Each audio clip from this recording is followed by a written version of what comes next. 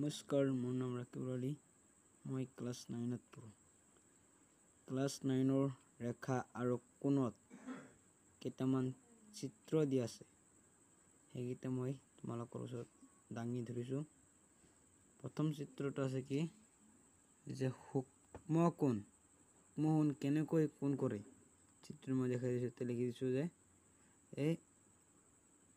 এইখিনি হ'ল সূক্ষ্ম কোণ কেনেকৈ কৰে যে 0 ডিগ্ৰীৰ পৰা 0 ডিগ্ৰীতকৈ ডাঙৰ, তাৰমানে 0 ডিগ্ৰীতকৈ ডাঙৰ আৰু 90 ডিগ্ৰীতকৈ সৰু হ'ব লাগিব, তেতিয়াহে সূক্ষ্ম কোণ হ'ব।